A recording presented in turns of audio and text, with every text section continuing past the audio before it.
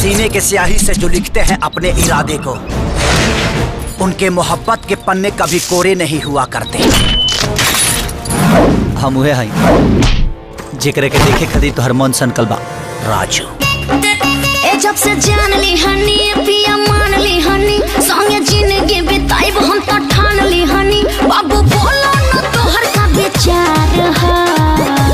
I love you Raju. एगो हमर दिल दिल दिल ए जान होई तीनों तहार।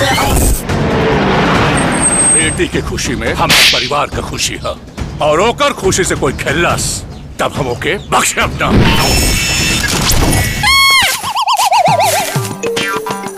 चल तू भाई बला को टाल तू।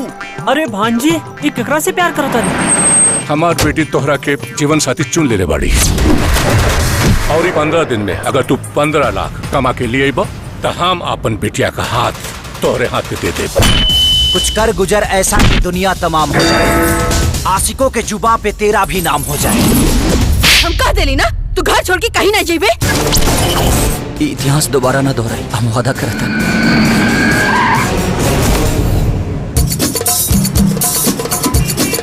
Hi baby, I miss you. तोहरा से दूर होके कबले रहा जी, चल गईला छोड़ के तू हमके आराम जी। पानी पिया बुआ सरकी रहनी तब बुझे हम याद करतानी। पैसे कमाने हैं ना? हाँ। तुम्हारा काम है मुझे खुश करना, मैं तुम्हें माला माल कर दूंगी। वो भिखारी का औलाद 6 महीना तक 6 साल के बाद भी दुबई से वापस न लौटी। तो दिल्ली लेके मेरा ये दिल्ली ले लो ले लो। मैं पबजी की गेम बन गई हूँ, राजा जी आके खेलो। मैं पबजी की गेम बन गई हूँ, राजा जी आके खेलो। मेरी नजरों के सामने उस कमबख्त का पासपोर्ट जलाओ।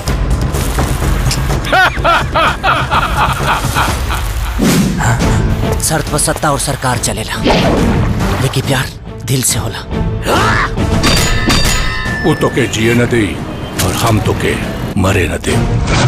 क्या धोखा दिया तूने शुरुआत वाली को। 1 मिनट सोचने दो क्या क्या हुआ था। जब भी पटना वाली ने मुझे छोड़ा, हटा जा गुजरात वाली को। Welcome to the ring of dare to fight.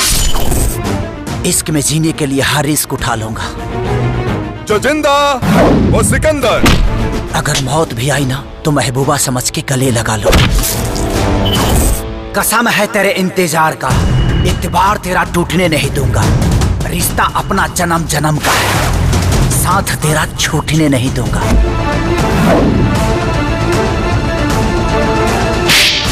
कि हम हिंदुस्तानी अपने वतन के लोगों के लिए जान दे भी सकते हैं और ले भी सकते हैं।